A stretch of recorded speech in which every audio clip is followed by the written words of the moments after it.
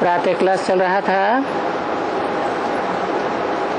10/11/1966 गुरुवार को 8वें पेज के मध्याह्न में बात चल रही थी।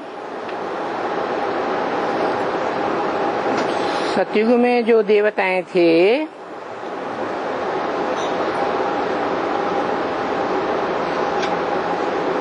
उनके पहले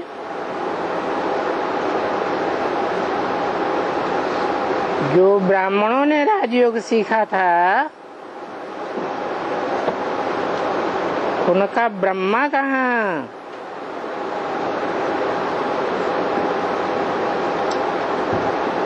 और विराट रूप के चित्र में ब्राह्मण कहाँ गए?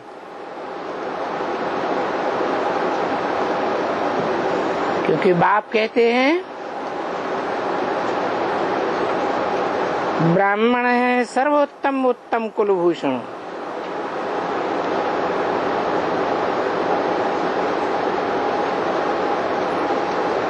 ब्राह्मणों में भी जो पहला ब्राह्मण है वो चोटी हुआ ना बच्चे।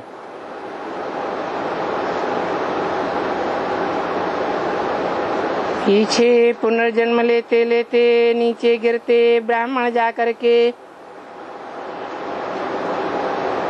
शूद्र ब्राह्मण बना,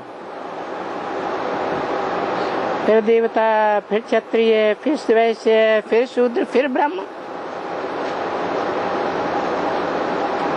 बाकी शूद्र से डायरेक्ट देवता थोड़े ही बनेंगे।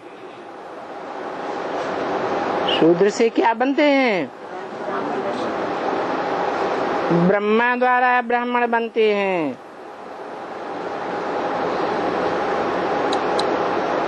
कोई भी शूद्र डायरेक्ट शूद्र से देवता नहीं बन सकता। तो अब बताओ, विराट पुरुष के जो पांव समान नीची स्टेज की एड़ी है और उस एड़ी का मेल चोटी से होता है।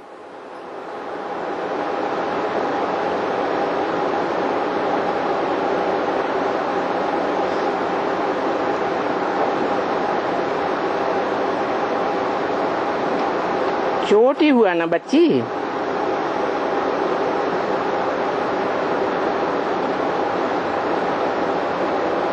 तो चोटी कहाँ गई?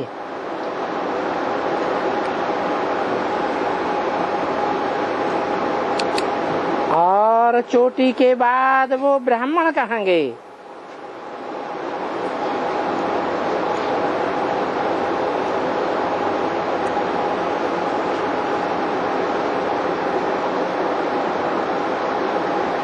तो ये यज्ञ कुंड है ना बच्ची। इसी यज्ञ कुंड में, जिसे रुद्र ज्ञान यज्ञ कुंड कहा जाता है, उसमें सारी दुनिया स्वाहा होती है।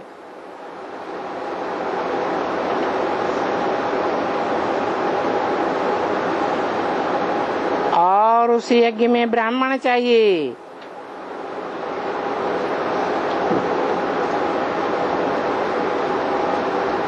इसको ज्ञान यज्ञ भी कहते हैं। इसका नाम है रुद्र ज्ञान यज्ञ। शिव ज्ञान यज्ञ नहीं, ब्रह्मा ज्ञान यज्ञ नहीं, विष्णु ज्ञान यज्ञ नहीं, तो रुद्र ज्ञान यज्ञ। जिस रुद्र ने रौद्र रूप धारण किया, विकराल रूप धारण किया,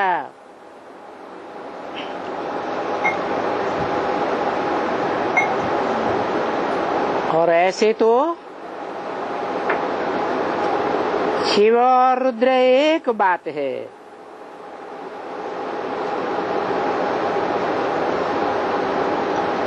क्योंकि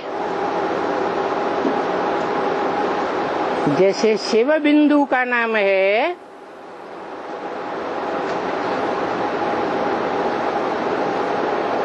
उसको अपनी देह नहीं है।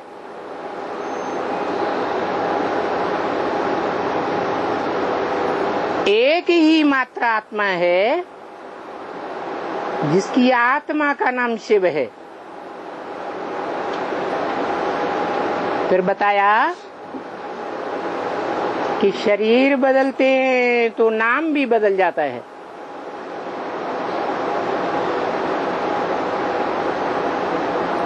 तो शिव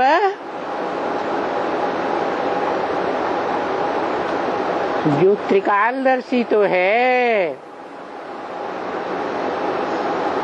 लेकिन मास्टर त्रिकालदर्शी नहीं है। मास्टर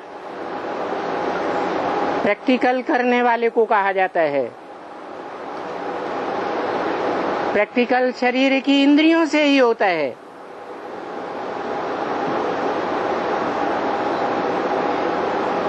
बाकी कृष्ण तो देहधारी है।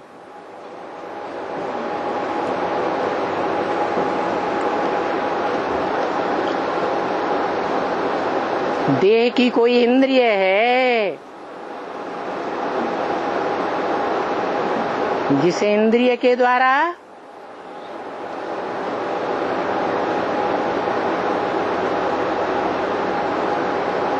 सृष्टि बढ़ती है,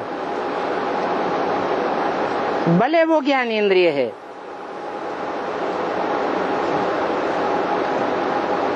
इंद्रिय ज्ञानी है, इंद्रिय हो या कर्म इंद्रिय हो, देह का अंग है। और देह का सुख भोगने से देवात्माएं भी नीचे गिरती हैं।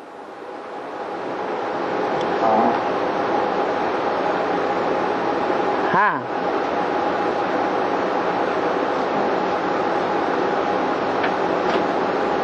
जो कृष्ण मनुष्य सृष्टि का पहला पत्ता है, उसका जन्मदाता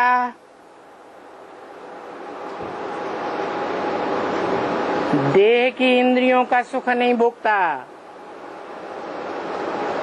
अतीन्द्रिय सुख भोगने वाला है। और अतीन्द्रिय सुख में ले जाने वाला है। इसलिए देह का कोई सवाल ही पैदा नहीं होता।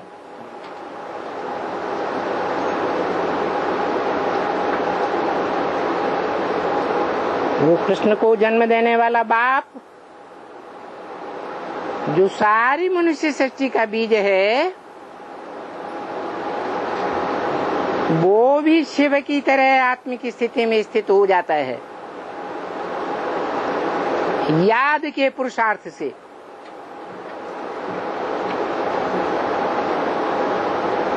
तो शिव बाप भी कहते हैं कि मैं जब आता हूँ तो तुम बच्चों को नंबरवार आप समान निराकारी, निर्विकारी, निरहंकारी बनाता हूँ। आप समान माने शिव समान। तो कोई बच्चा तो 100% शिव समान निराकारी बनता होगा।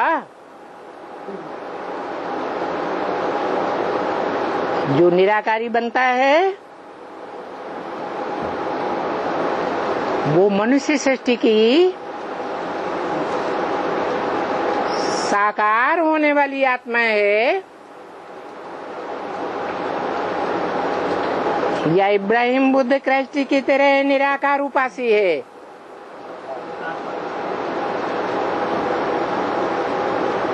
आदि से लेकर के सृष्टि के अंत काल तक महामृत्यु तक वो आत्मा और उसकी शरीर रूपी नैया दोनों इस सृष्टि रूपी रंगमंच पर कायम रहते हैं। इसलिए बोला शिव बाप हेवनली गॉड फादर नहीं बोला,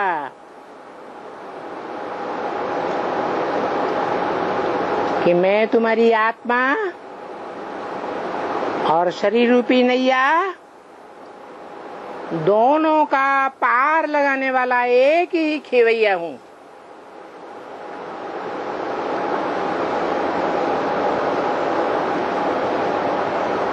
काहे से नवैया को पार लगाता है?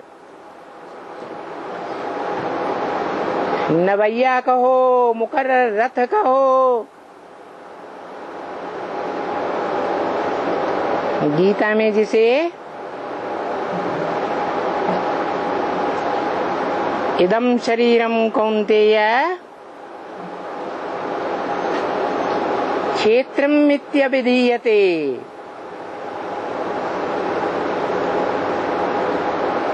जो धर्म क्षेत्र और कर्म क्षेत्र का बीज है,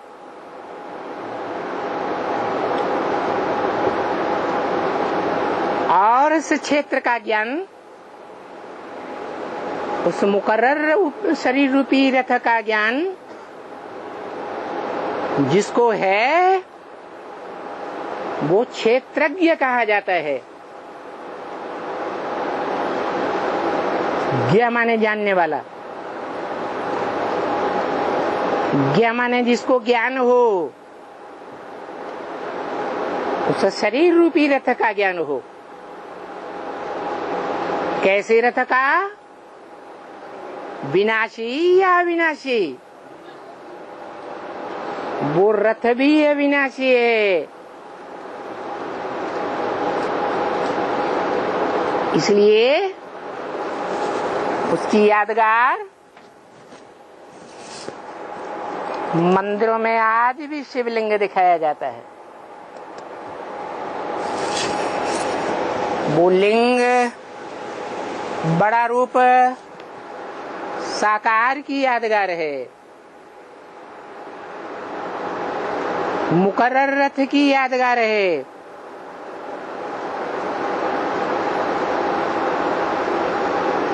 जिसे गीता में अव्यक्त मूर्ति कहा गया।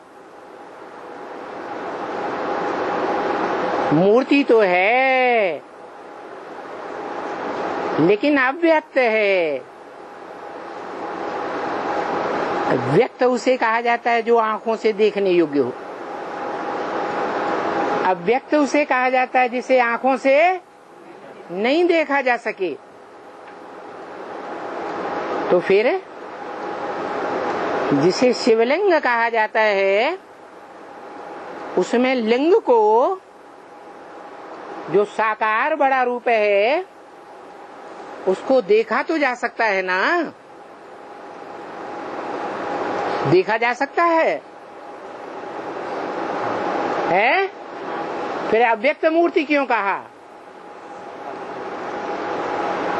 अव्यक्त मूर्ति इसलिए कहा कि वो लिंग मूर्ति तो देखी जाती है लेकिन उसमें हाथ, पांव, नाक, आंख, कान देखे नहीं जा सकते।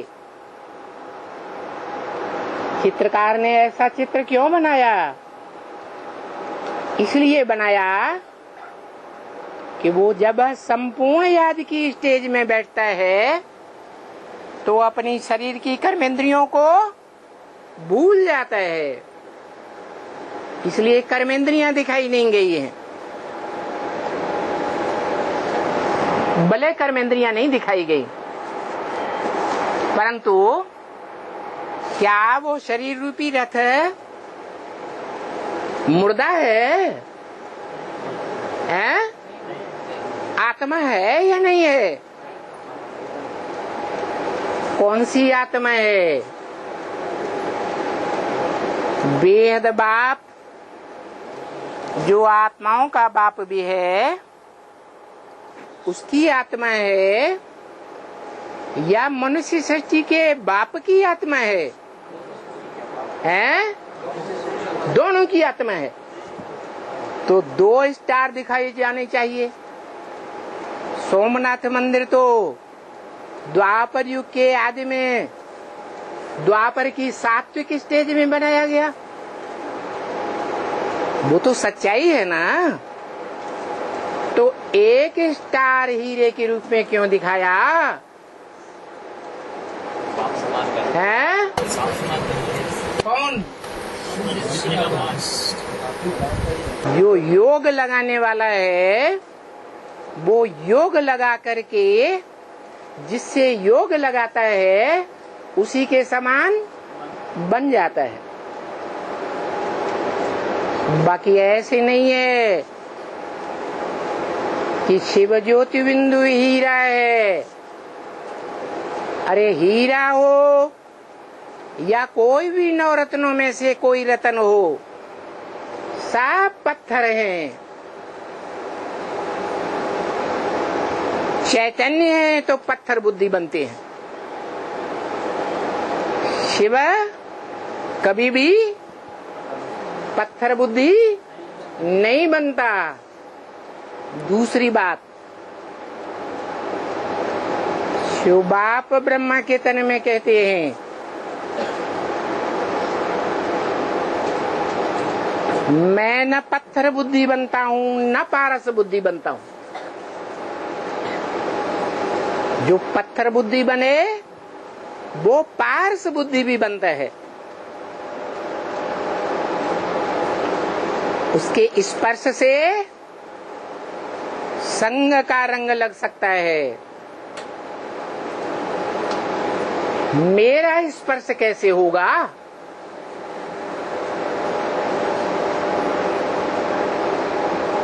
स्पर्श के लिए, संग का रंग लगाने के लिए शरीर चाहिए या नहीं चाहिए?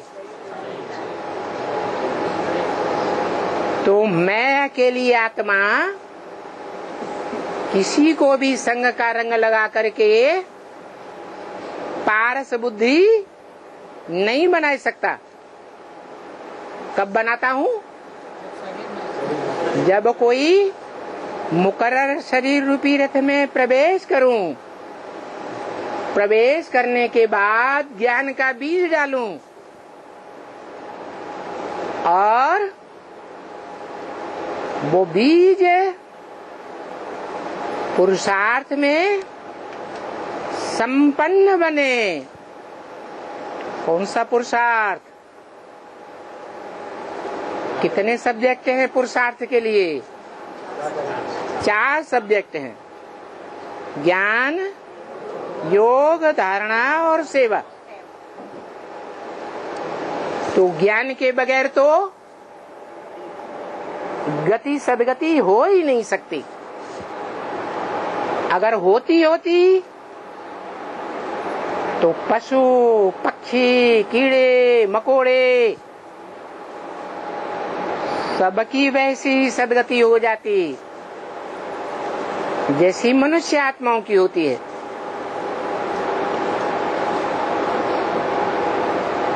इसलिए भगवान को मनुष्य तन में ही आना पड़ता है। ऐसे नहीं सूकर कूकर अवतार लेकर के आता है। जानवरों को सुधारने के लिए थोड़ा ही आवेगा। जानवर ज्ञान सुनेंगे, ज्ञान तो बुद्धि का विषय है। मननात् मनुष्य कहा जाता है। जो मनन चिंतन मंथन नहीं करता वो तो पशु के समान है। इसलिए बोला कलयुग के अंत में रावण राज्य में मनुष्य जानवर से भी बदतर हो जाते हैं। मन बुद्धि पथराए जाती है। तो मैं बड़े से बड़े पत्थर बुद्धि में प्रवेश करता हूँ। और उसको बड़े से बड़ा पारस बनाता हूँ। पारस का शुद्ध रूप है स्पर्श, मना जिसके साकार संग के रंग से लोहे जैसी आत्माएं, तांबे जैसी आत्माएं, चांदी जैसी आत्माएं सोना बन जाती हैं, 16 कला संपूर्ण बन जाती हैं। बाकी ये जरूर है कि शिव बाप आते हैं, आत्माओं का बाप। बाप है तो क्या वर्षा देता है? अरे दुनिया में कोई भी बाप हो, कुछ न कुछ वर्षा देते हैं या नहीं देते हैं? तो वो सुप्रीम सोर्स क्या वर्षा देता है बच्चों को? ज्ञान का वर्षा देता है।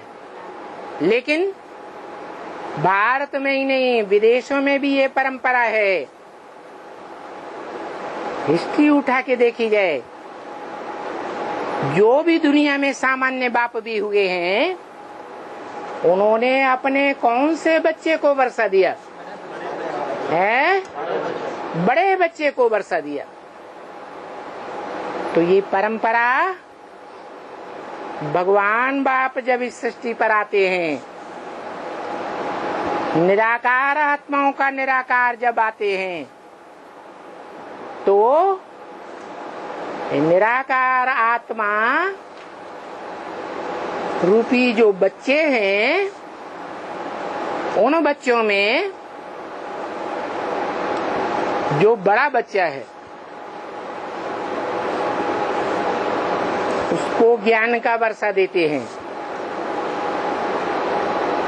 जिसे ज्ञानामृत कहा जाता है।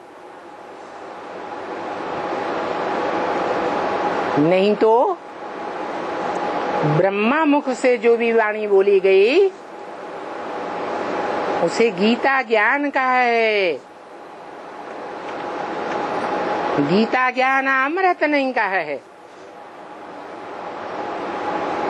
अमृत पिए बगैर कोई भी देवता अमर नहीं बन सकता। देवताएं होते ही हैं अमर। मृत्यु के ऊपर उनका टोटल कंट्रोल होता है। जब चाहे तब शरीर छोड़ें, न चाहे तो शरीर न छोड़े। जब अवस्था हो जाती है तब स्वयं ही इच्छा करते हैं ये शरीर छोड़ करके नया शरीर लो। इसलिए देवताओं को अमर कहा जाता है। वो अमर देवताओं को अमर बनाने वाला बाप अमरनाथ कहा जाता है। किसका नाथ? अमर। बाकी शिव को तो अमरनाथ नहीं कह सकते।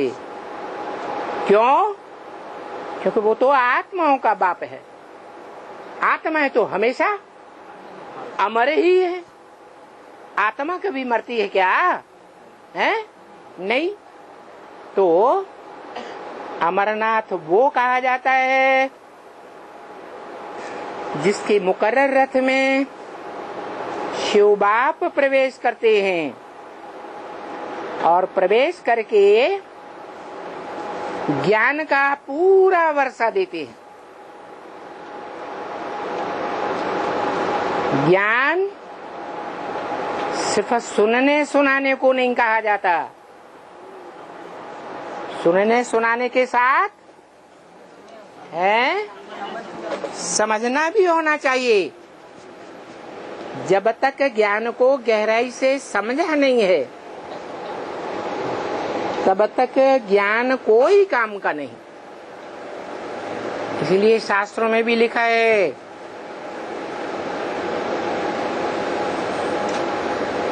वेदवाणी किसके मुख से निकली?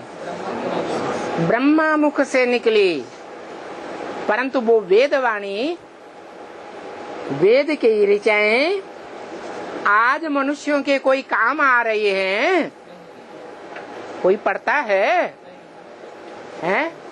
पढ़े भी तो कोई उनका अर्थ समझेगा? नहीं समझता है। ये शूटिंग कहाँ होती है? संगम युग में ये शूटिंग होती है, जब आत्माओं का बाप शिव दादा लेखराज ब्रह्मा की आत्मा में प्रवेश करते हैं तो गीता ज्ञान सुनाते हैं, जिसे ब्रह्मा के मुख से निकला वेदवाणी कहा जाता है। वेद माने जानकारी। जानकार को विद्वान कहा जाता है। विद जानकारी तो है। वेद या संगम युग में उन्हें मुरली कहो, वो जानकारी तो है, परंतु उसकी गहराई को, वेदों की व्याख्या को, वेदों के इंटरप्रिटेशन को कौन जानता है?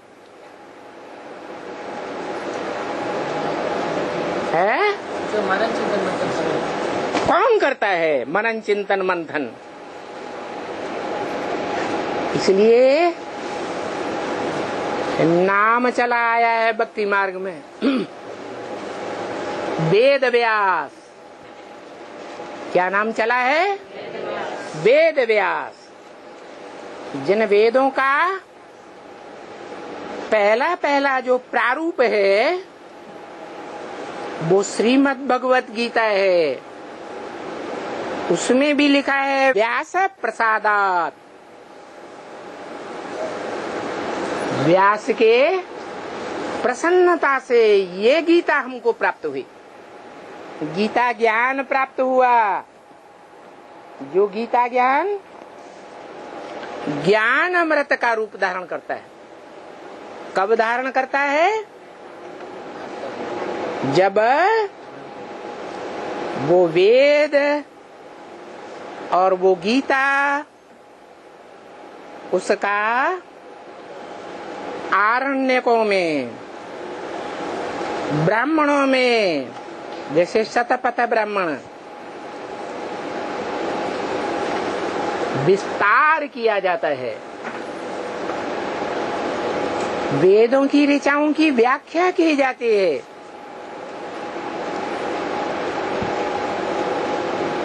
उतनी व्याख्या से भी काम नहीं चलता क्योंकि द्वापर युग, द्वैतवादी युग से मनुष्य दिन पर दिन विकारी बुद्धि बनते जाते हैं। इसलिए उन ब्राह्मणों की, उन शतपथ ब्राह्मण आदि अथवा आरण्यकों की भी व्याख्या की जाती है, जिनसे बने उपनिषद,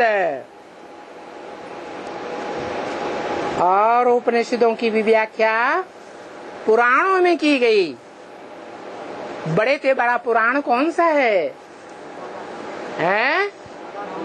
महाभारत। पूरा एक बड़ा हाल भर जाता है महाभारत से। इतना बड़ा ग्रंथ है। पुराणों में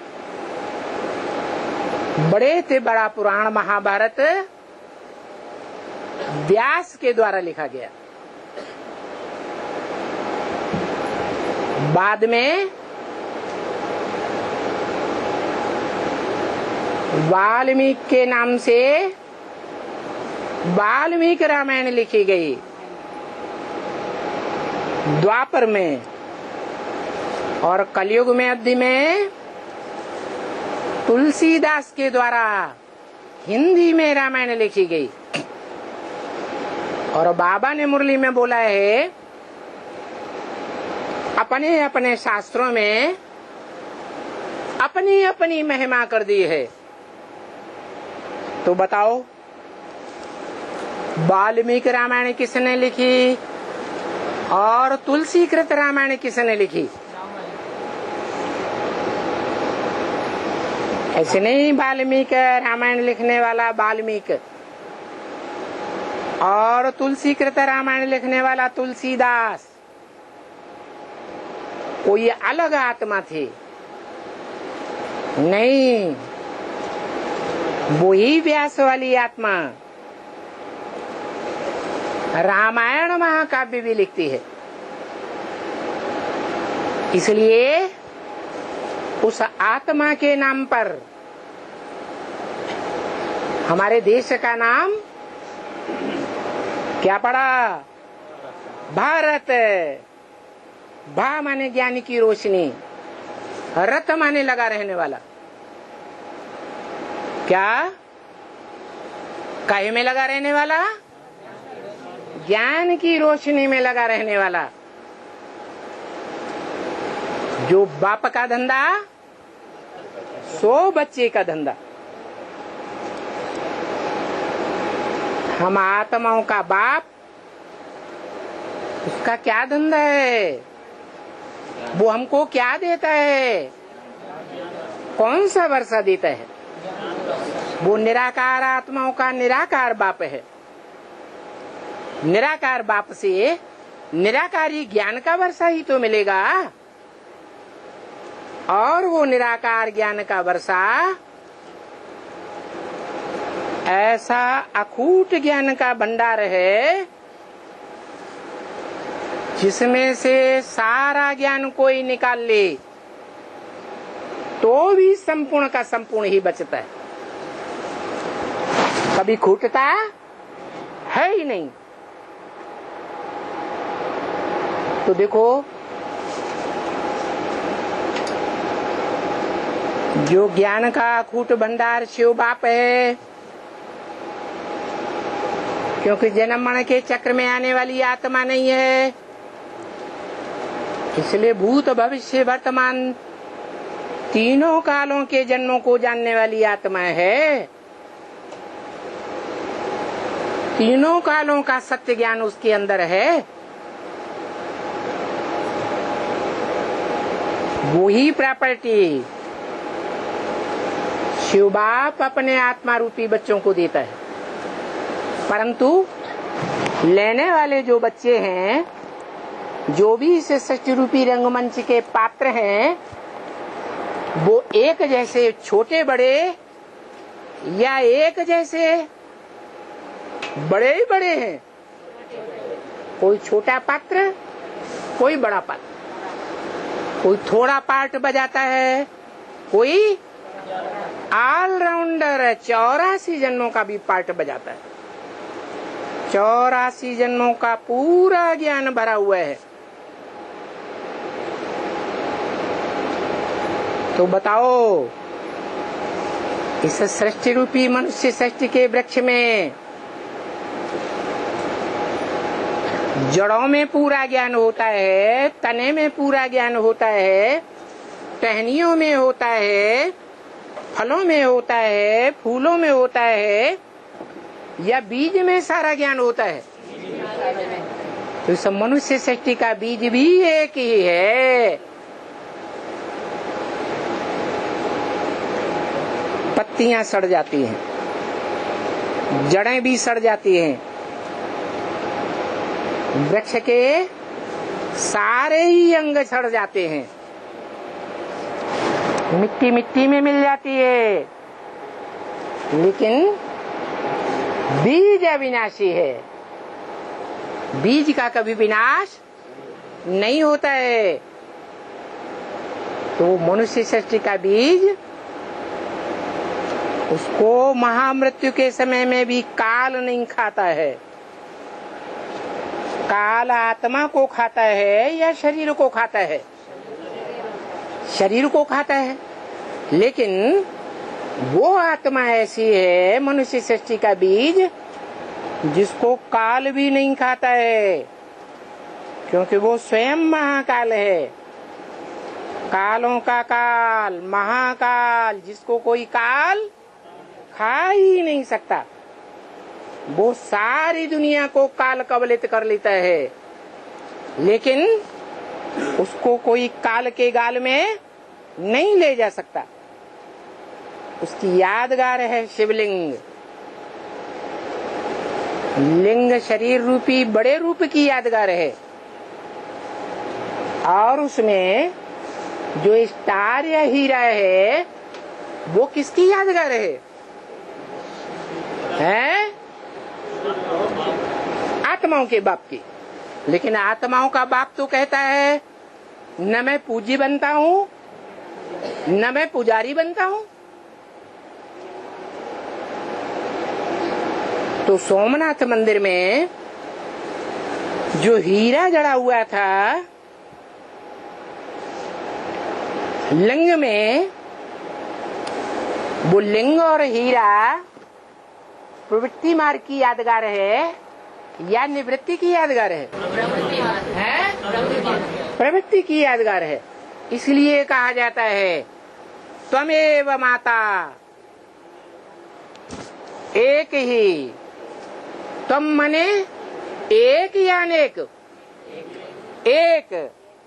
त्वमेव माता च पिता त्वमेव, तुम ही मेरी माता हो। माता निराकारी स्टेज वाली होती है या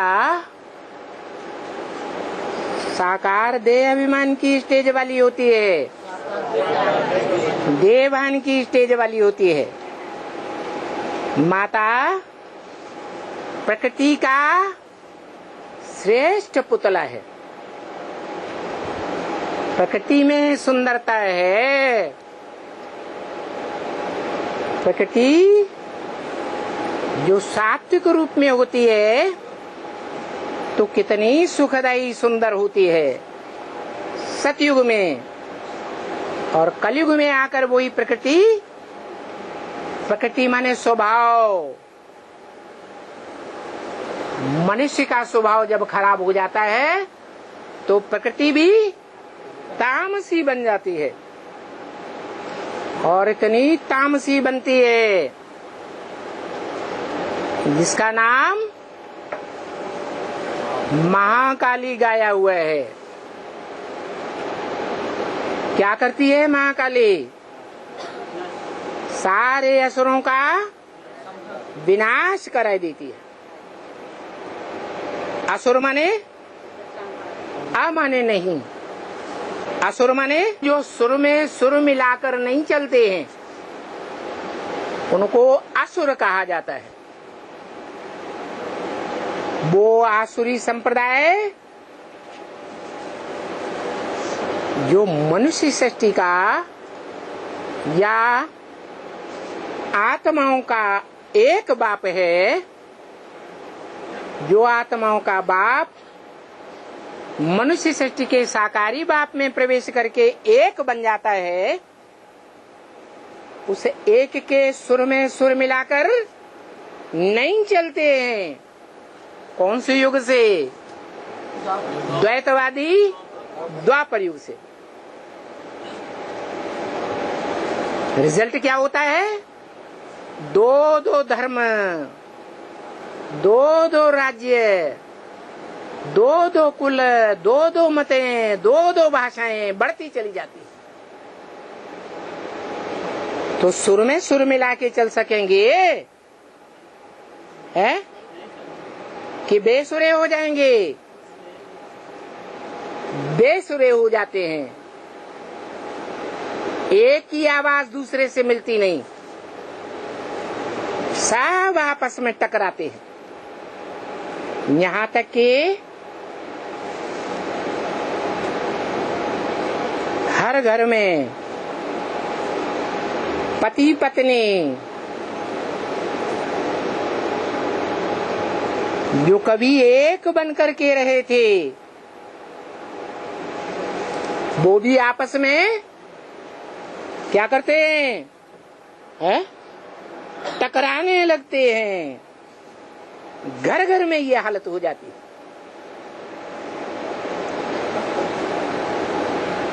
तो सुर में सुर मिला के चलने वाले हुए देवता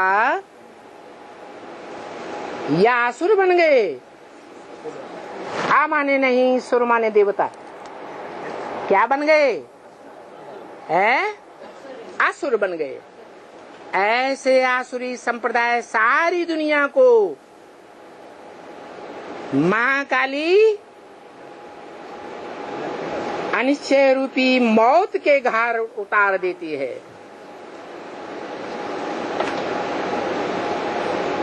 एक भी निश्चय बुद्धि नहीं रहता जो बाप के सुर में सुर मिला के चल सके। बाप को पहचानते ही नहीं, पहचान करके भी भूल जाते हैं। वो बाप जिसके लिए ब्रह्मा मुख से मुरली में ही बोला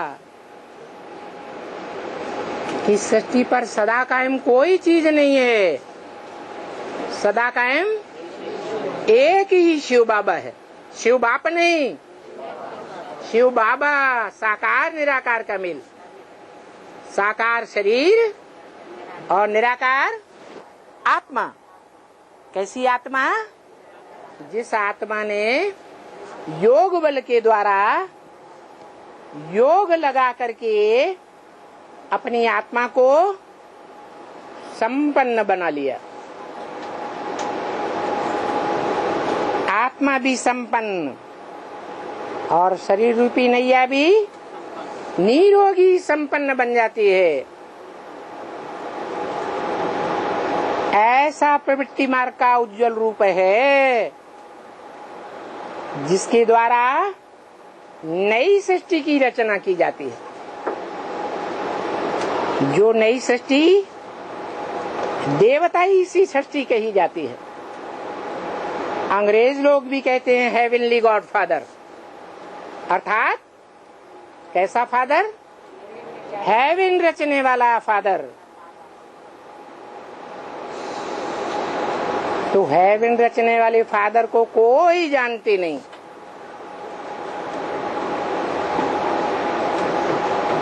अस्सी साल हो गए उस हेवनली गॉड फादर वाली आत्मा को ज्ञान देते हुए, लेकिन अब तक भी जो हेवनली गॉड फादर की पहचान दी कि वो बाप भी है और सुप्रीम टीचर भी है और सदगुरु भी है, एक ही है। वो एक ही आत्मा आदि में थी, वही आत्मा मध्य में टीचर और वही आत्मा अंत में सदगुरु। वो सदगुरु जब संसार में प्रत्यक्ष होता है, प्रत्यक्षता रूपी जन्म लेता है, उस समय संसार की हालत क्या हो जाती है? सारी दुनिया ज्ञान अंधकार में डूब जाती है। महान अज्ञान का अंधकार, जितना बड़ा ज्ञान का अंधकार 5000 वर्ष की सृष्टि में कभी भी होता ही नहीं है।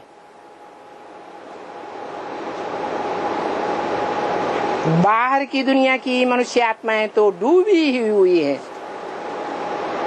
लेकिन जिन मनुष्य आत्माओं ने सन 36-37 से ही ये दावा करना शुरू किया कि हमें भगवान बाप मिल गया, अथवा सन 47 से दूसरी ब्राह्मणों की सृष्टि रची गई, उन ब्राह्मणों ने भी ये अंजाम किया कि हमने भगवान बाप को पहचाना। उसी तरह सन 76 से एडवांस ब्राह्मणों की दुनिया तैयार हुई उन्होंने भी संसार के सामने ढोल पीटा। क्या कि हमने भगवान बाप को पहचान लिया। अगर पहचान लिया, जान लिया, मान लिया और एवरलास्टिंग मान लिया, तो स्वस्थिति में रहने वाले बाप को जानने के बाद जो स्वस्थिति में रहने वाले बाप के बच्चे हैं, वो भी सदा काल के लिए स्वस्थिति में रहने चाहिए या नहीं रहने चाहिए? है, रहने चाहिए। लेकिन क्या होता है, आज स्वस्थिति में रहने वाले बाप के निराकारी बच्चे बनते हैं और कल कहते हैं हमें बाप का ज्ञान नहीं है, हम बाप को इसको बाप नहीं मानते, ये कोई भगवान नहीं है, शैतान आया हुआ है। क्यों ऐसे अनिश्चय बुद्धि बन जाते हैं? अनिश्चय बुद्धि बन करके मृत्युलोक के वासी क्यों बन जाते हैं? हम सब ब्राह्मण बच्चे अभी मृत्युलोक के वासी हैं या अमरलोक के वासी हैं? हैं? मृत्युलोक के वासी हैं। अमरलोक के वासी तब बनेंगे जब भगवान बाप ने उस टाइम का इशारा दिया था कि भगवान ने आकर के राजा जनक को 1 सेकंड में जीवन मुक्ति दी थी। जनक माने जन माने जन्म का माने करने वाला, जो सारी दुनिया को जन्म देने वाला है। क्योंकि तुम सब सीताएं हो। सीताओं को जन्म देने वाला बाप कौन? जनक। उस जनक को 1 सेकंड में जीवन मुक्ति मिलती है। और ये भी बोला कि मैं जब आता हूँ तो 1 सेकंड में धक से तुम्हारी राजधानी स्थापन कर देता हूँ। ऐसे नहीं 36 में आया, 80 साल हो गए और नई दुनिया की राजधानी नहीं स्थापन हुई। और ही 10 साल के अंदर बना बनाया ब्राह्मणों का संगठन ओम मंडली खलास हो गई, जो शास्त्रों में भी दिया हुआ है कि ब्रह्मा ने 3 बार ब्राह्मणों की सृष्टि रची और तीनों बार पसंद नहीं आई तो खारिज कर दी। दूसरी बार ब्रह्मा द्वारा सृष्टि रची ब्राह्मणों की। संगठन का नाम क्या हुआ? ब्रह्मा कुमारी ईश्वरी विश्वविद्यालय। पहली सृष्टि ओम मंडली खारिज हो गई। सन 47 में दूसरी बार ब्राह्मणों की सृष्टि रची गई।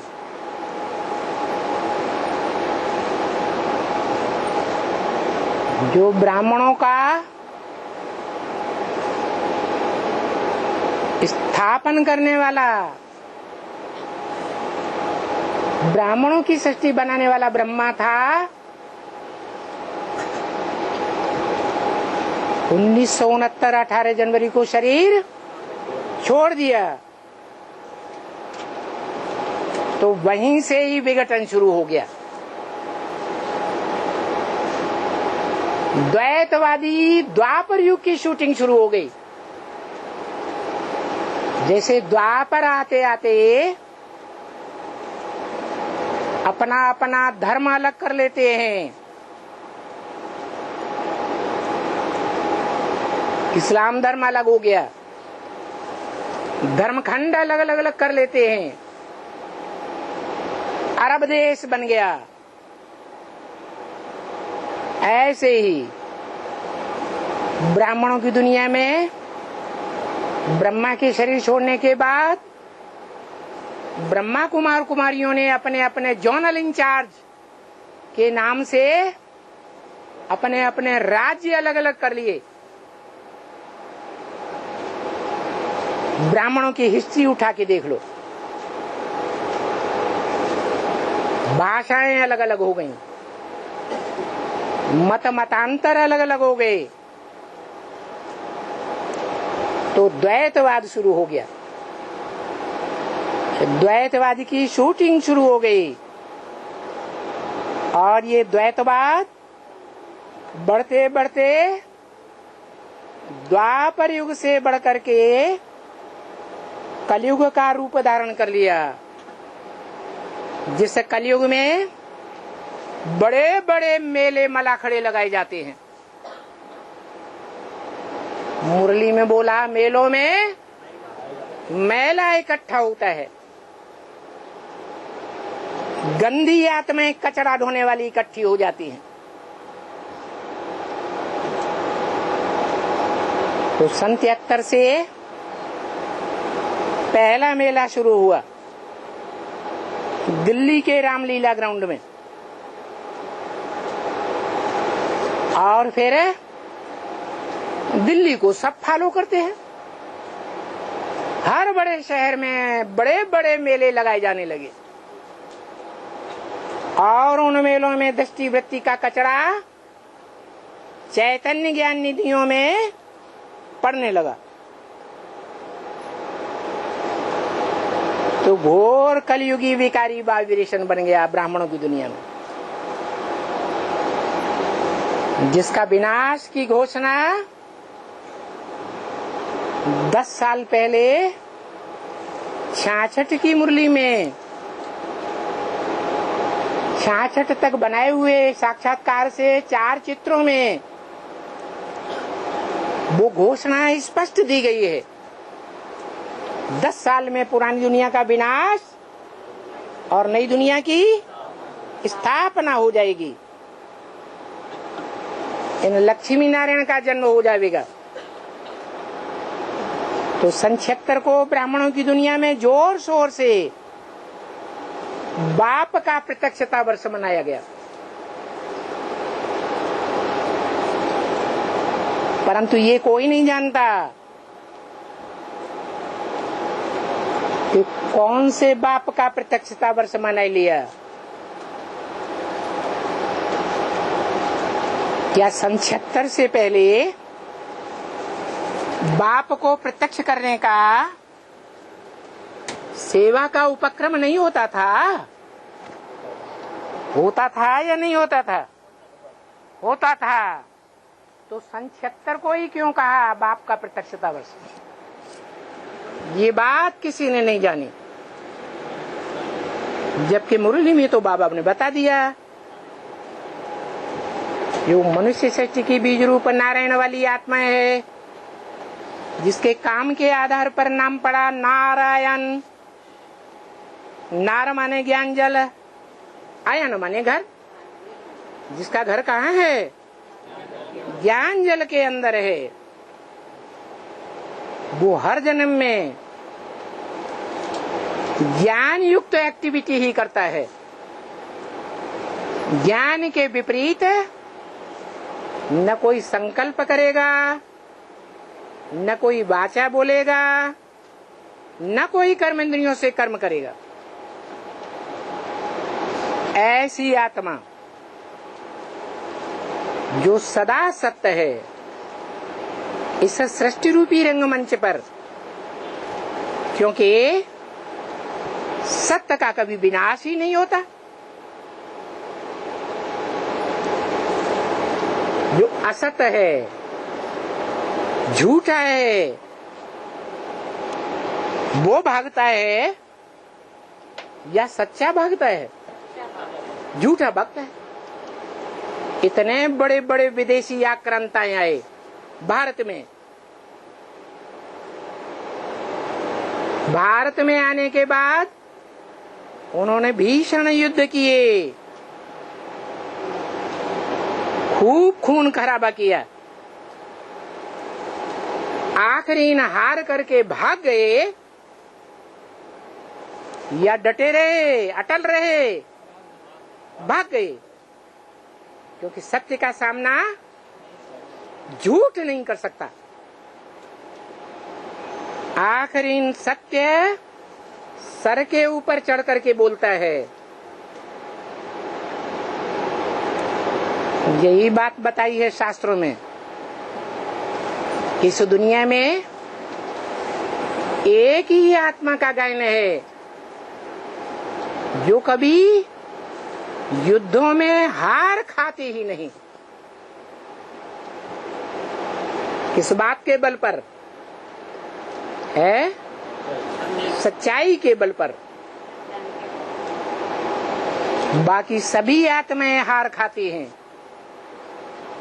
क्योंकि सबके अंदर कुछ न कुछ झूठ पलता है।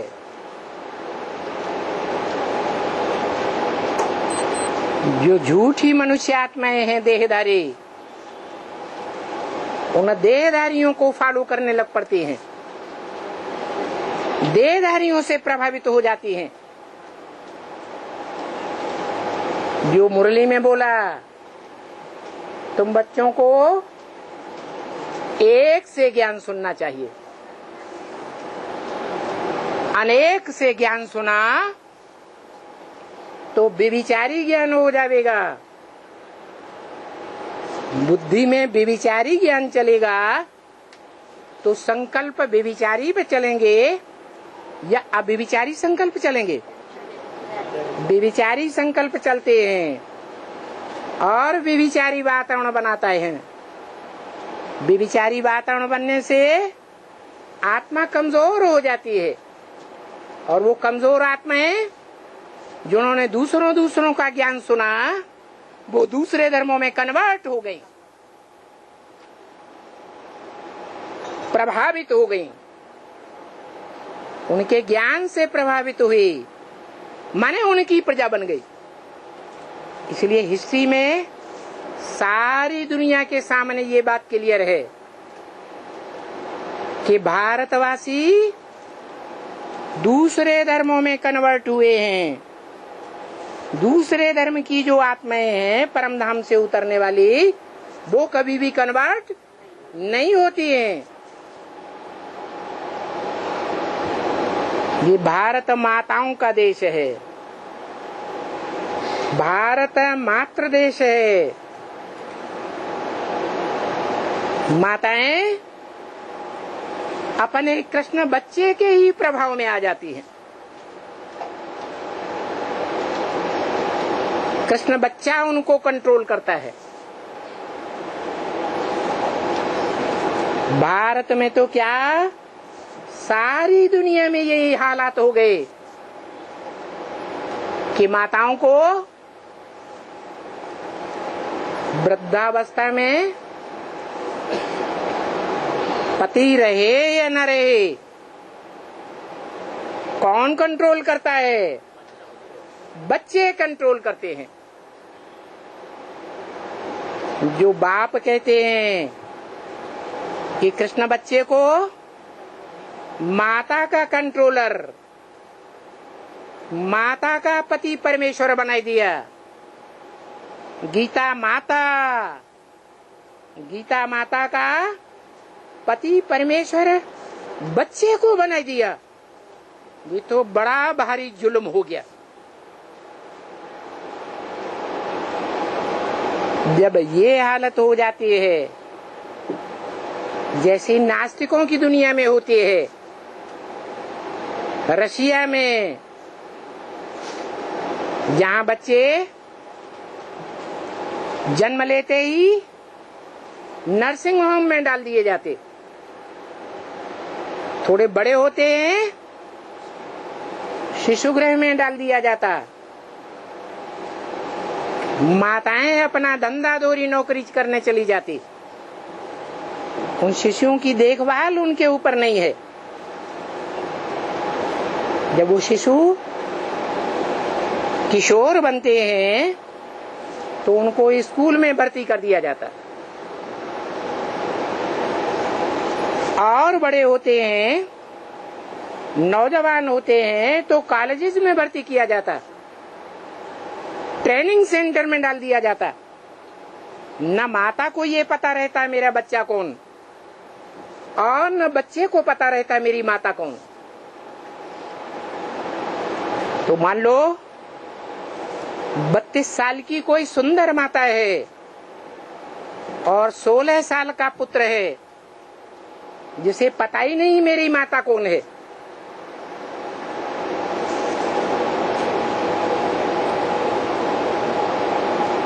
तो उस बच्चे के कंट्रोल में आना माता के लिए स्वाभाविक है या नहीं है? क्योंकि पहचानती ही नहीं। यही बात है, खास भारत पर लागू होती है। भारत की माताएं आज जितनी आधीन है, इतनी कोई भी आधीन माताएं नहीं है दूसरे धर्मखंड में। जितनी माताओं की दुर्गति होती है, उतनी न कुमारों की, न अधर कुमारों की, न वयोवृद्धों की। इसलिए इन धरणी रूपी माताओं को बाप आकर के ऐसी ज्वाला रूपिणी शिव शक्ति बनाते हैं जो इस दुनिया के सारे ही असुरों का खात्मा कर देती है। अनिश्चय रूपी मौत के घाट उतार देती है।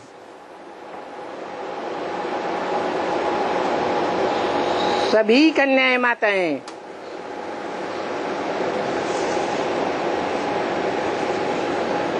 मां काली की भुजाएं बन जाती है,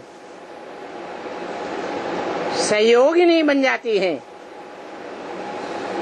और सारे संसार का ध्वंस करती है। प्रभावित करती है, लेकिन कोई से प्रभावित होती नहीं है, क्योंकि वो सब शिव शक्तियां हैं।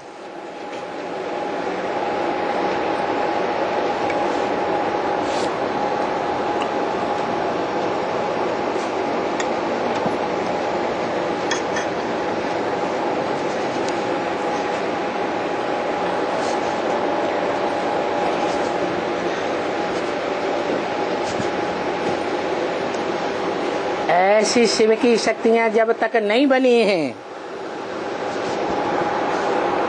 तब तक ब्राह्मणों का संगठन नहीं बन सकता, अविनाशी संगठन नहीं बन सकता।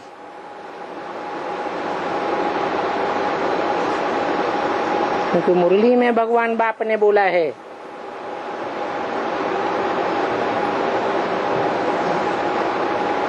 कि ब्राह्मण बने, ब्रह्मा के बच्चे बने तो किसी भी देहधारी के प्रभाव में नहीं आना है।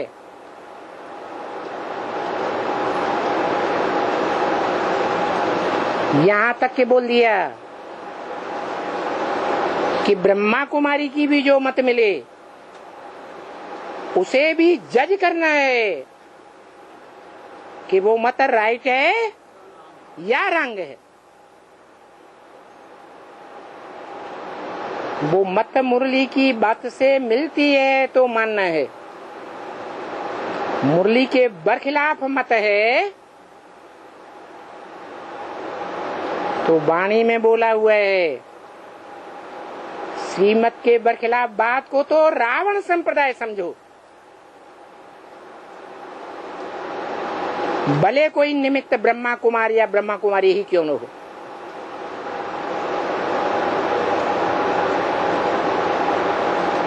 ऐसी शिव की शक्ति बनना है।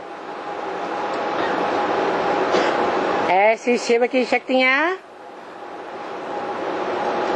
न ब्रह्मा द्वारा रचे गए पहले ब्राह्मण के संगठन में बनी थी, न दूसरी बार जो ब्राह्मणों का संगठन बना सन 47 में, वहां से भी नहीं बन सके। और 76 में जो एडवांस पार्टी का संगठन बना उसमें भी नहीं बन सके, जबकि मुरली में डायरेक्शन दे दिया कि जैसे हिस्ट्री में राजाएं निकले थे जिन्होंने रानियों की परवाह नहीं की, रानियों को छोड़ करके राजपाट त्याग करके चले गए, वैसे ही अब शिव की शक्तियां निकलेंगी जो कंट्रोल करने वाले, जो कंट्रोलर राजाएं हैं, घर घर में बैठे हुए हैं या नहीं, पति परमेश्वर के रूप में, उनकी परवाह नहीं करेंगे। एक शिव बाबा, दूसरा न कोई, एक के सुर में सुर मिलाकर चलने वाली होंगी। ऐसा ब्राह्मणों का संगठन बनेगा जिसमें कोई भी विकारी पांव भी नहीं रख सकेगा। ऐसा ब्राह्मणों का संगठन बन जाएगा।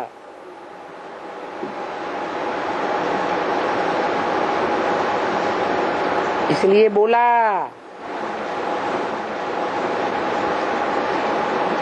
कि विराट रूप में वो ब्राह्मण, वो ब्राह्मणिया और उनकी चोटी विराट रूप में नहीं दिखाते हैं। जिस चोटी में जो ऊंची स्टेज वाली है, चैतन्य चोटी,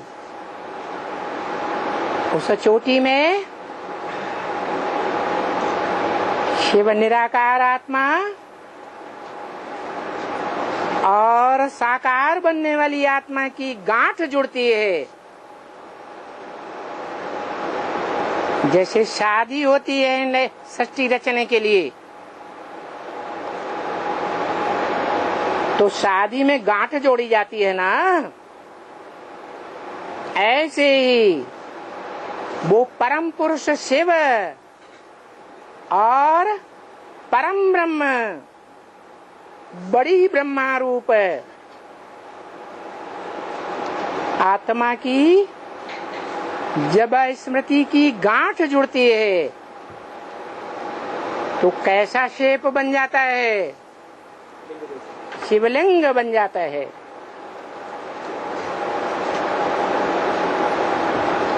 ये शिवलिंग निराकार की गांठ जोड़ने से नहीं बनता। वो निराकार जिस साकार में आकर के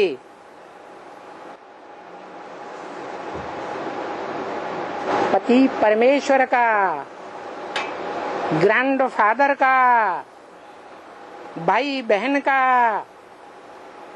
बाप बेटी का अनेक प्रकार के संबंध जोड़ता है, सर्व संबंध जोड़ता है, उसके द्वारा वो गांठ गाई जाती है। वो गांठ तब तक नहीं बन सकती जब तक प्रैक्टिकल में आए हुए, साकार तन में आए हुए बाप को वो शिव की शक्तियां पूरा पहचान नहीं लेती और किसी के अधीन नहीं होती। शिव की शक्तियां बनती हैं, कोई देहधारी की शक्तियां नहीं बनती। वो शिव निराकारी स्टेज वाला है या साकारी स्टेज वाला है या दोनों का मेल है? निराकारी और साकारी दोनों का मेल है। उसके इशारों पर चलेंगी। तब ही नई दुनिया बनेगी, नहीं तो ब्रह्मा के द्वारा वो ब्राह्मणों की सृष्टि कितना भी बड़ा रूप, विशाल रूप धारण कर ले, लेकिन नई दुनिया तैयार नहीं हो सकती। इसलिए शास्त्रों में गायन है कि ब्रह्मा ने 3 बार ब्राह्मणों की सृष्टि रची और तीनों बार बिगाड़ दी। अभी 76 के लिए भी इशारा दिया, तुम बच्चे जो रुद्रमाला के बच्चे हो, तुमको तमो प्रधान से सतो प्रधान बनने में कम से कम 40 वर्ष और ज्यादा से ज्यादा 50 वर्ष लगते हैं। तो देखो ये 40 वर्ष है, 76 के बाद जो 77 संपूर्णता वर्ष मनाया गया वो 2017 में पूरा होता है। मना 70 पूरे होते होते 7 ही बचेगा। क्या 7 माने जिसका विनाश नहीं होता, महामृत्यु के समय भी उसका विनाश नहीं होता, वो महाकाल के रूप में गाया हुआ है, वो सत्य ही रहेगा, इसलिए नाम पड़ा 70 है। उसे एक से सारी सृष्टि रूपी वसुधा का परिवार तैयार हो सकता है या नहीं? तो वसुधैव कुटुंबकम बनना है। उसे एक से सारी वसुधा, सारी पृथ्वी पर रहने वाले सारे ही धर्मों के मनुष्य एक झंडे के नीचे आने वाले हैं। वसुधैव कुटुंबकम कहा जाएगा। जिस कुटुंब की 500 करोड़ 700 करोड़ मनुष्य आत्माएं, झाड़ के ऊपर जो बैठा हुआ है, देखा कौन बैठा हुआ है? नग्न रूप में शंकर बैठा हुआ है, निराकारी स्टेज में। निराकारी स्टेज वाले में सभी मनुष्य आत्माएं जिनको ज्ञान का आदेश मिलता है, बड़े से बड़ा मंत्र मिलता है। क्या क्या है बड़े से बड़ा मंत्र? मन मना भव, मेरे मन में समा जा। कौन कहता है मेरे मन में समा जा? शिव नहीं कहता है। शिव को तो मन ही नहीं है, वो तो सदैव मन है। उसका मन कभी चलायमान होता ही नहीं। वो जिसमें प्रवेश करता है उसका मन कि सब 500-700 करोड़ मनुष्य सृष्टि के समापन काल तक चंचल बना रहता है। क्या? बच्चों के मोह में लगा रहता है। इसलिए वो ही मन वाला है जो कहता है, क्या कहता है? मन मना भव, मेरे मन में समा जा। जो झाड़ के चित्र में ऊपर बैठा हुआ दिखाया गया है कि सारी बिंदु बिंदु आत्माएं कहाँ जा रही है? उसी बीज रूप में समाने जा रही हैं, जिसको मुरली में बोला है, अपने घर परम धाम को याद करो। बाप को याद करो, स्वर्ग को याद करो। अरे एक को याद करें या तीन तीन को याद करें? ऐसे क्यों बोला? क्योंकि एक मनुष्य सृष्टि के बाप में जो संपूर्ण स्टेज धारण करता है उसमें सारी दुनिया समा जाती है। जैसे सागर में छोटे बड़े अनेक प्रकार के बलबूले उठते हैं, कोई छोटे कोई मध्यम कोई बड़े, और सारे बलबूले कहाँ समा जाते हैं? सागर में समा जाते हैं। ऐसे ही हर मनुष्य आत्मा में अलग अलग प्रकार के बुदबुदे बुदबुदाते रहते हैं।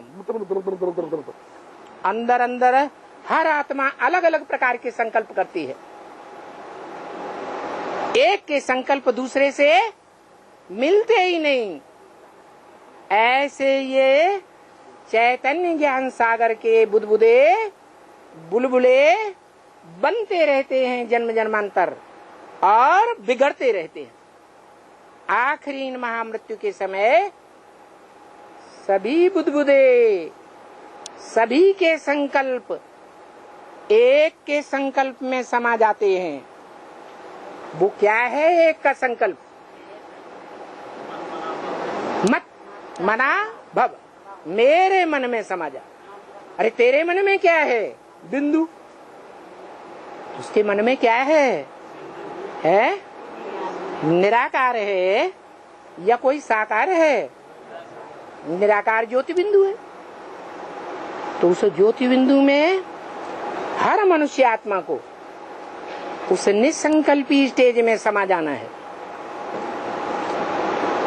इसलिए गीता में लिखा है उस अव्यक्त मूर्ति से सारा संसार पैदा होता है, जो मनुष्य सृष्टि का बीज है। और मनुष्य सृष्टि का वृक्ष जब पुराना हो जाता है तो सारे 500-700 करोड़ पत्ते उस बीज में समा जाते हैं। अभी क्या करना है? अपने अपने मन के अलग अलग संकल्पों को एक के संकल्प में तिरोहित करना है, या नए नए संबंध जोड़ करके नए नए संकल्प पैदा करने हैं? क्या करना है? एक से संबंध जोड़ते हुए एक के ही संकल्प में समा जाना है।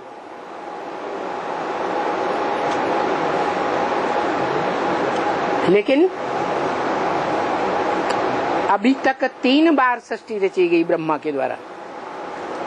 ऐसा हुआ है? नहीं हुआ। तो पूछते हैं वो चोटी कहाँ गई? वो ब्राह्मण कहाँ गए? सब अनिश्चय रूपी मृत्यु में समा गए या बने रहे? है? सब अनिश्चय रूपी काल के गाल में समा जाते हैं। फिर वो शूद्र से देवता थोड़े ही बनेंगे। तो ये यज्ञ है ना बच्चे, यज्ञ में पवित्र रहने वाले ब्राह्मण चाहिए, मुखवंशावली ब्राह्मण चाहिए। इसको यज्ञ भी कहते हैं। इसलिए कहा कि ये ज्ञान यज्ञ है। वो ज्ञान कहाँ से आता है? एक से आता है या अनेक आत्माओं से आता है? एक आत्मा शिव से आता है। परंतु जिस शिव से वो ज्ञान आता है वो त्रिकालदर्शी तो है, लेकिन प्रैक्टिकल में मास्टर त्रिकालदर्शी नहीं है। इसलिए जब वो साकार तन में प्रवेश करता है तब प्रैक्टिकल में साकार में अनेक प्रकार के संबंध जोड़ करके मनुष्य आत्माओं के साथ संग का रंग लगता है। कोई को ज्ञानेंद्रियों का संग लगता है, कोई को कर्मेंद्रियों का विशेष संग लगता है, कोई को दोनों का संग का रंग लगता है। कोई आत्माएं सिर्फ दृष्टि मात्र से देखेंगी और अपना दिल उसे दे बैठेंगी, उस एक की ही बन जाती है। कोई मीडिया में पीसीडी देखेंगी, चैतन्य चित्र का प्रारूप देखेंगी, संपन्न रूप देखेंगी और उसी की बनकर रह जाएंगी। कोई दृष्टि से सुधरेंगी, कोई कानों से ज्ञान सुन करके सुधरती हैं। उन्हें ज्ञान ही बहुत मीठा लगता है, सुनना ही मीठा लगता है। दूसरों को सुनाने में उनको मजा नहीं आता। सुनती हैं और सुनने में ही मस्त हो जाती है, लीन हो जाती हैं उसी याद में। जैसे माता अपने बच्चों की किलकारी सुन करते उन किलकारियों की याद में खो जाती है। ऐसे सृष्टि की हर आत्मा से, हर मनुष्य आत्मा से वो भगवान बाप प्रवृत्ति में आकर के मिलता है। एक व्यापी बनकर मिलता है, एक पर्सनालिटी बनकर मिलता है, एक व्यक्तित्व के द्वारा मिलता है। कि अनेक व्यक्तियों के द्वारा मिलता है, एक के द्वारा मिलता है, जिसको कहा जाता है त्वमेव माता च पिता त्वमेव, त्वमेव बंधु च सखा त्वमेव। बाकी कृष्ण तो देहधारी है। रुद्र को देखेंगे तो वो देहधारी नहीं है। अगर वो देह को धारण करने वाला होता मन बुद्धि से तो महाकाल का पार्ट नहीं बजा सकता।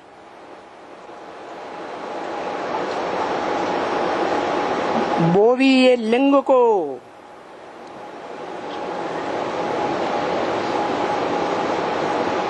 यहाँ रुद्र कहते हैं।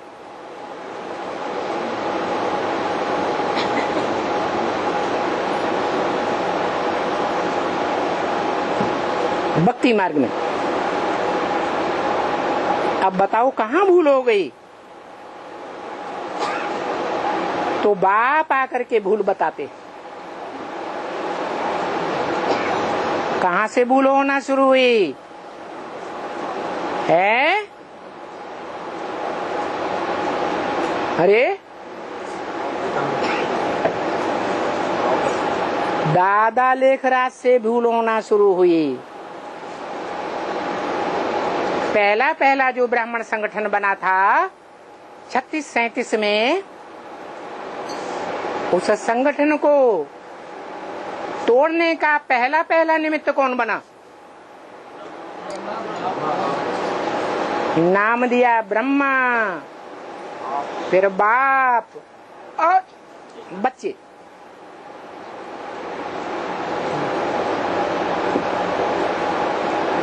तो ब्रह्मा ने क्या किया?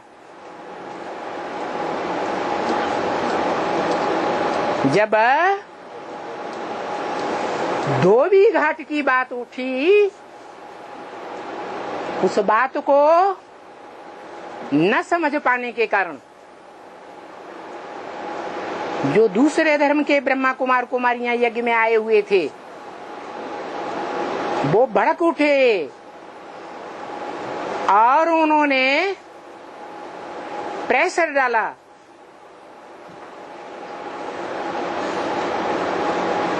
कि जो बाप बाशरमैन के रूप में आया हुआ है, चैतन्य कपड़ों को संग के रंग से धोने के लिए आया हुआ है, वो बाप अपने धंधे को छोड़ दे।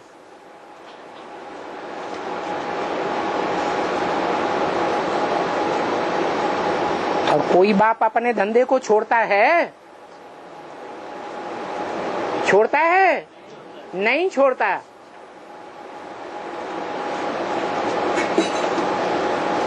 तो जो दूसरे धर्म से आए हुए ब्रह्मा कुमार कुमारी थे वो विपरीत बुद्धि हो गए।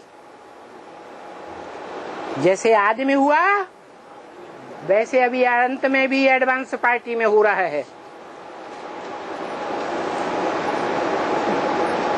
जब वो विपरीत बुद्धि हो गए और बाहर की दुनिया में जाकर के जो बड़े बड़े धनाढ्य थे सिंध हैदराबाद के, जिन्होंने इस ज्ञान को नहीं माना था, वो भड़क उठे।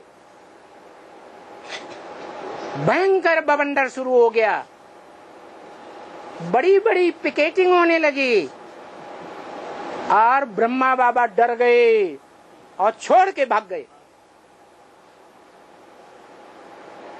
कहाँ भाग गए किसी को पता नहीं। बाद में पता चला कि कराची के समंदर के किनारे बड़े बंगले में चले गए थे। तो बताओ, परिवार का मुखिया और उसका विशेष सहयोगी ही विपरीत बुद्धि बन जाए तो परिवार का क्या हाल होगा? है? परिवार का विघटन जरूर होता है। तो 42 से लेकर के 47 तक विघटन होता रहा। 45 में हिरोशिमा में आग लगा दी गई। जो चैतन्य हीरो की क्षमा ब्राह्मणों की दुनिया में थी उसमें आग लग गई। पूरा शहर का शहर नष्ट हो गया। सन 47 में दूसरा संगठन बना ब्रह्मा द्वारा, जो ब्रह्मा के शरीर छोड़ने के बाद विघटित होने लगा, जिसकी 66 में घोषणा की गई थी कि पुरानी दुनिया का विनाश होगा 10 साल के बाद और नई दुनिया की स्थापना हो जाएगी। तो ब्राह्मणों की दुनिया में एडवांस ब्राह्मणों की स्थापना हुई। वही रुद्र जिसने यज्ञ के याद में इतना रौद्र रूप धारण किया था कि सारी दुनिया एक तरफ हो गई और वो अकेला दूसरी तरफ हो गया,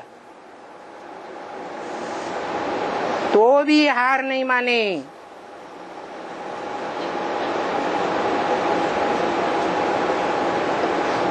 क्यों हार नहीं माने? क्योंकि अंदर में संकल्प था। शिवाजी का क्या संकल्प था? देहम वा पातयामि कार्यम वा साधयामि।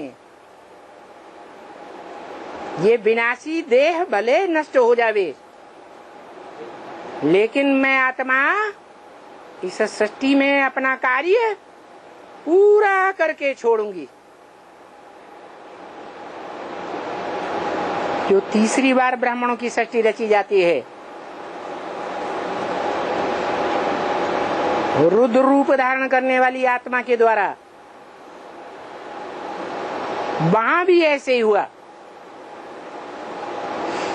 युग परिवार की माता है कौन?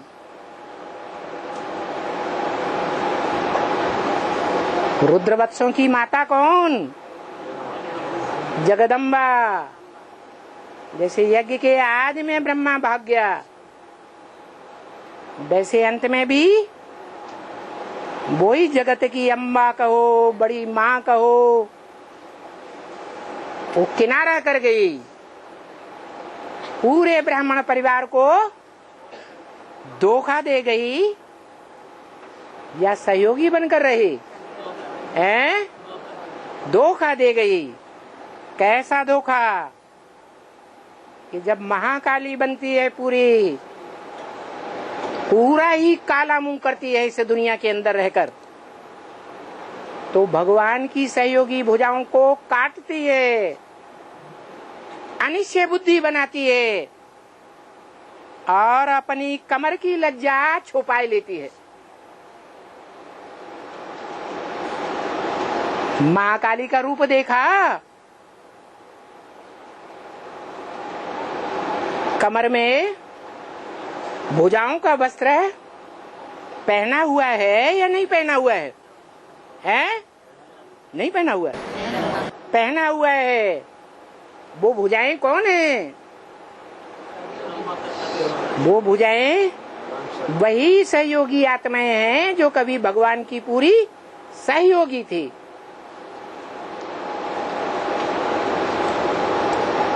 उनको विपरीत बुद्धि बना दिया और इतना विपरीत बुद्धि बनाया कि बाप की ही ग्लानि करने लगी।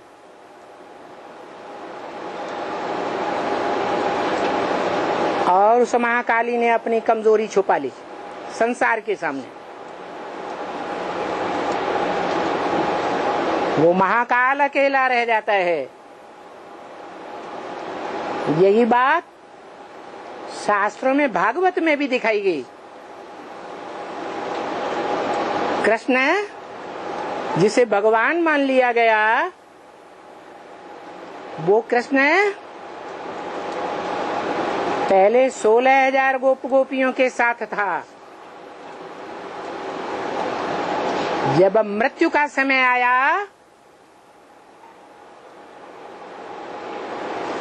तो कोई भी उसका साथी नहीं था। सारे साथी किनारा कर गए।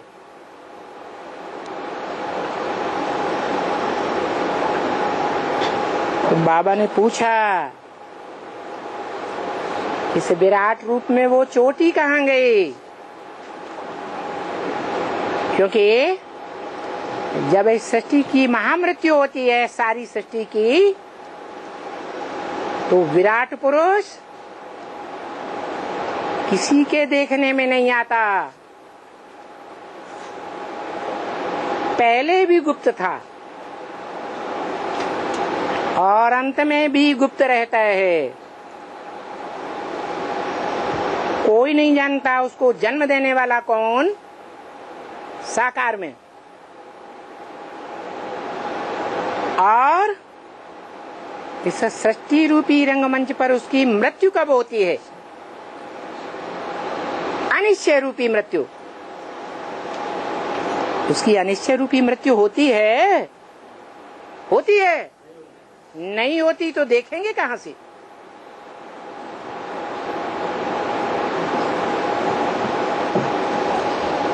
तो देखो, वो भक्ति मार्ग में ये लिंग को यहाँ रुद्र कहते हैं। वो भूल कहाँ हो गई, वो बाप आकर के समझाते। तो तुमने क्या किया? मैंने आकर के बताया कि मैं पतितों को पावन बनाने वाला हूँ, संग के रंग से। या पहला पत्ता देहधारी, संग के रंग से सारी सृष्टि को पतित से पावन बनाता है, वो आत्मा स्वयं ही सृष्टि के आदि से देह की स्मृति रहने के कारण भले श्रेष्ठ इंद्रियां हों, आंख उनकी स्मृति के रहने के कारण नीचे गिरती है, तो दूसरी आत्माओं को भी नीचे गिराएगी या ऊपर उठाएगी? क्या करेगी? दूसरी आत्माएं भी नीचे गिरती हैं।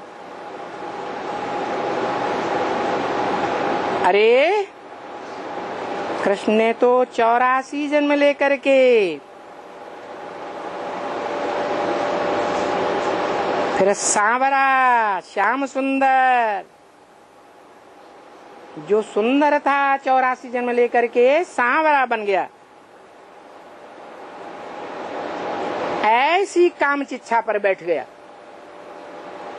विधर्मियों के संग के रंग में आकर के।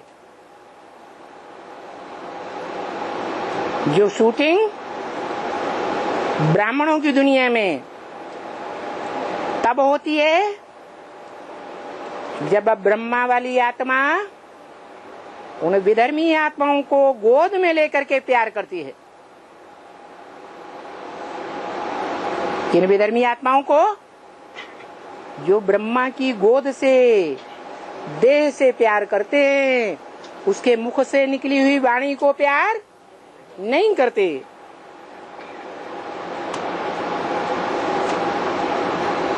अभी वही किस कृष्ण ज्ञान चिट्ठा पर बैठ करके फिर सतयुग में सुंदर बनेगा। वही तुम हो जो संगम युग में ही श्याम ते श्याम बनते हो, भयंकर से भयंकर रूप धारण करते हो, विकराल रूप धारण करते हो, और तुम ही सुंदर रूप धारण करते हो। तुम्हारी जैसी सुंदरता इस दुनिया में और किसी देहधारी धर्मगुरु या धर्मपिता में नहीं होती है। जिस सुंदरता के ऊपर 500-700 करोड़ मनुष्य आत्माएं न्यौछावर हो जाती।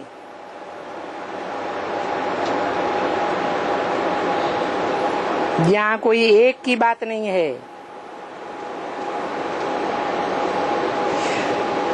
तो ये इशारे में समझना चाहिए कि सभी आत्माएं आदि काल में सुंदर होती हैं और सृष्टि के अंत काल में क्या बन जाती हैं? सांवरी काली बन जाती हैं। तो याद करना चाहिए कि किसकी याद से हम सुंदर बनते हैं और किसकी याद से हम काले बनते हैं। गीता का भगवान, गीतापति भगवान जब कृष्ण बच्चा बन करके बैठ जाता है तब हम काले बनते हैं। वो कृष्ण बच्चे की अज्ञानता है या ज्ञानी स्वरूप है? क्या है? अज्ञानता है। तो तुम बच्चे ज्ञानी कैसे बनते हो? तुमको ज्ञान का वर्षा कहाँ से मिलता है? कौन से बाप से? शिव बाप से। शिव बाप अपना संपूर्ण ज्ञान का जो प्रॉपर्टी है वो बड़े बच्चे बड़ी आत्मा को देता है। मनुष्य सृष्टि में जो बड़ी आत्मा है उसको देता है या सबको देता है? तो तुमको कहाँ से मिलता है? बड़े बच्चे से मिलता है। जो उस बड़े बच्चे को जान लेते हैं कि बड़ा बच्चा बाप समान होता है, भारतीय परंपरा में अभी तक माना जाता है। तो जो जान लेते हैं, मान लेते हैं, पहचान लेते हैं, वो सब प्रैक्टिकल बाप को याद भी करते हैं। नहीं तो सिर्फ निराकार ज्योति बिंदु को याद करना सहज है या कठिन है? निराकार को याद करने वाली आत्माएं सिर्फ धर्म पिताएं हैं और वो उनका हठ योग है। क्योंकि बाप कहते हैं मैं निराकार बनकर के सृष्टि का कोई कल्याण नहीं कर सकता। मैं जब मुकर्रर रथ में साकार बनकर के आता हूं तब ही सारी सृष्टि का कल्याण होता है। परम ब्रह्म अर्थात बड़े से बड़ी ब्रह्मा माता के बिना इस सृष्टि का कल्याण नहीं हो सकता। इसलिए गायन है क्या? गुरुर् ब्रह्मा गुरुर् विष्णु गुरुर्देवो महेश्वर है, गुरु साक्षात परम ब्रह्म तस्मै श्री गुरुवे नमः। वो परम ब्रह्म को मैं नमन करता हूँ, जान करके, पहचान करके और उसकी मत पर चल करके नमन करता हूँ, सिर झुकाता हूँ।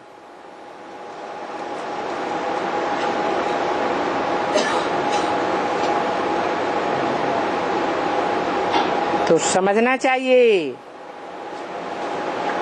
ऐसे बाबा को फिर फारकती नहीं देनी चाहिए। किसको? बाप को या बाबा को? है बाप को फारकती नहीं देनी चाहिए। अरे वर्षा बाबा का मिलना कंपलसरी है या बाप का वर्षा कंपलसरी है? बाप अपना वर्षा दे या न दे, लेकिन जो ग्रैंडफादर बाबा है उसका वर्षा तो हर बच्चे को मिलता ही मिलता है। तो 500-700 करोड़ मनुष्य आत्माएं उस बाबा का वर्षा लेने की हकदार हैं। वो बाबा शिव की आत्मा नहीं बनती। उसके साथ हम बच्चों का क्या संबंध है? हैं? बाप का संबंध है। बाबा का संबंध नहीं। बाबा आदि अनेक प्रकार के संबंध जब वो साकार में आता है तब ही बनते हैं। तो बाबा को फारकती नहीं देनी चाहिए, लेकिन बाबा ही पुकारते हैं कि हे आश्चर्यवंत बनंती। अभी फिर भी कहते हैं, पहले भी कहा था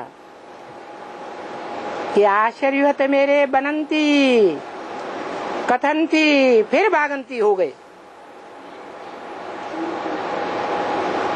फिर भी ये होता रहता है। फिर भी कहते हैं, आगे भी कहा था कि आश्चर्यवत मेरा बनंती सुनंती कथंती, औरों को कथा बनती, फिर भी मीरे को फारकती दे करके भागंती हो जाते हैं और माया के बनंती। तो फिर माया अच्छी तरह उनको ट्रेटर बनाती है, बाप की ग्लानि करने वाला बना देती है।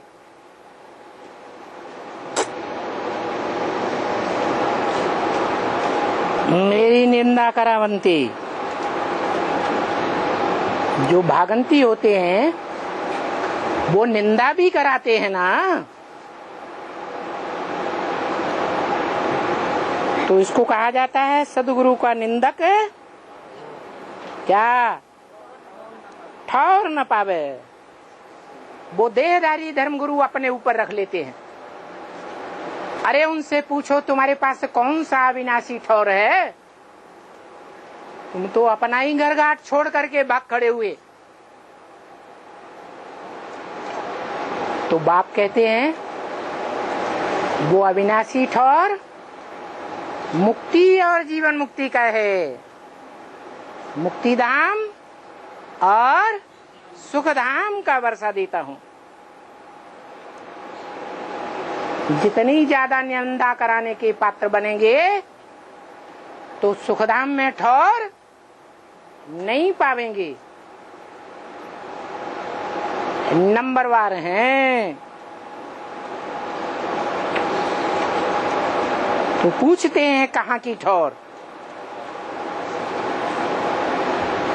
मुक्ति धाम की ठौर और जीवन मुक्ति धाम की ठौर। ये स्वर्ग की इतनी ऊंची ठौर है, जीवन मुक्ति। समझा ना? तो ये बात समझाते हैं। अब ये बातें गुरुओं ने अपने ऊपर रख दी हैं। सदगुरु का निंदक ठौर न पावे। वो तो भक्ति मार्ग के गुरु हैं। भगवान को सर्वव्यापी कह के सबकी बुद्धि को भगाते रहते हैं। एक व्यापी बताते तो सबकी बुद्धि एकाग्र होती या भागती रहती है। अगर भगवान को एक व्यापी बताया होता तो सबकी बुद्धि एक में टिकती या भागती रहती? एक में टिकती।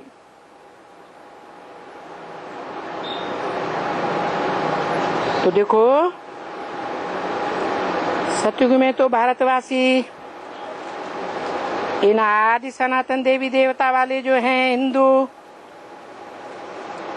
उसमें भी जो देवी देवताओं के पुजारी हैं,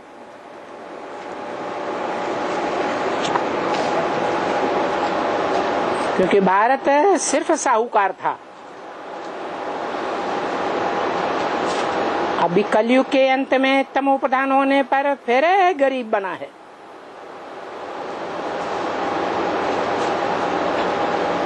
दूसरे कोई भी धर्म वालों को, इस्लामी हो, बौद्धि हो, ये नहीं कहते हैं कि ये गरीब थे और फिर साहूकार बन गए। क्योंकि कि सतयुग में एक सत्य बाप की सिखाई हुई धारणा रूपी धर्म में टिकने वाले सतयुगी बच्चे तुम ही हो। बिल्कुल साहूकार। तो वो धर्म वाले पहले कोई साहूकार थोड़े ही होते हैं। ये तो अभी साहूकार बने हैं।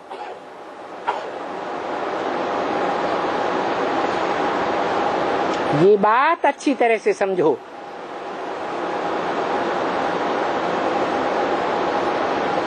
ये भारत ही बहुत साहूकार था,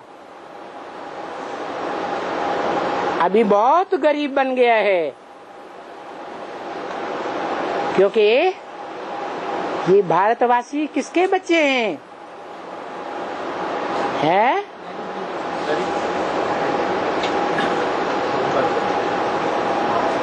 इनका बाप भोला भाला है, तो बच्चे भी भोले भाले हैं। इन भोले भाले बच्चों को इन विधर्मी धर्म पिताओं ने आकर के बरगलाया है। नहीं तो भारत बहुत साहूकार था, बहुत पवित्र था, बरगलाए करके अपवित्र बनाई दिया। जो अभिविचारी देवात्माएं थी उनको क्या बनाई दिया है? विभिचारी वैश्याएं बना दिया।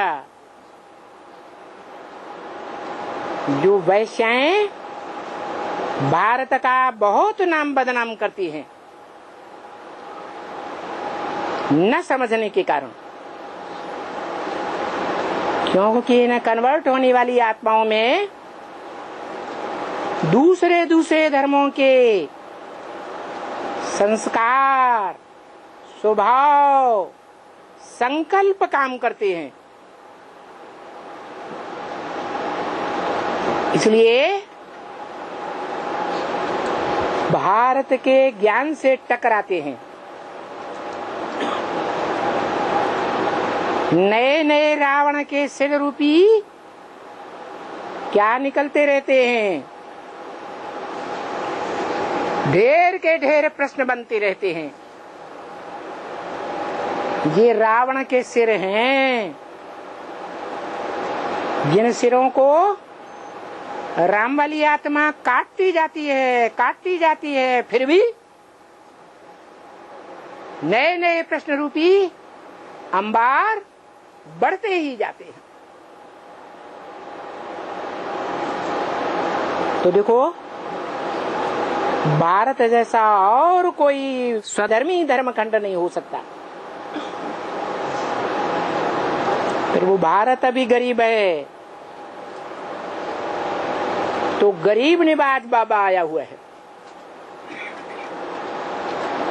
तो देखो, भारत को फिर से आकर के साहूकार बनाए। क्या बनाता है? फिर से आकर ज्ञान धन का साहूकार बनाता है। इसलिए इसका नाम भारत पड़ा हुआ है। क्यों नाम भारत पड़ा है? क्योंकि ज्ञान की रोशनी में ही सदा रत माने लगा रहता है।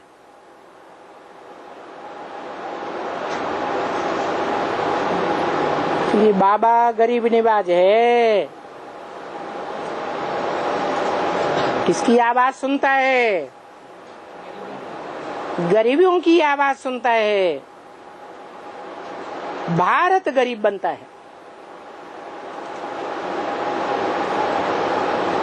इसलिए तुम बच्चे भारत में जो भगवान आते हैं उसको बार बार बुलाते रहते हो।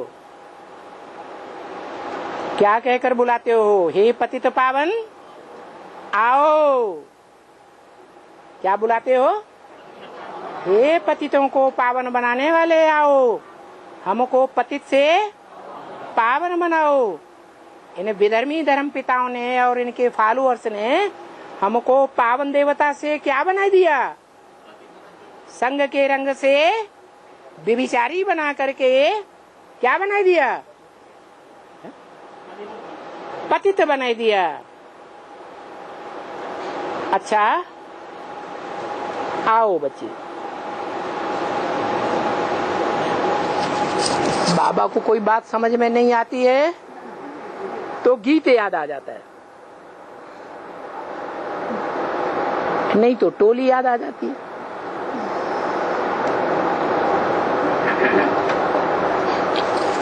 ओम शांति।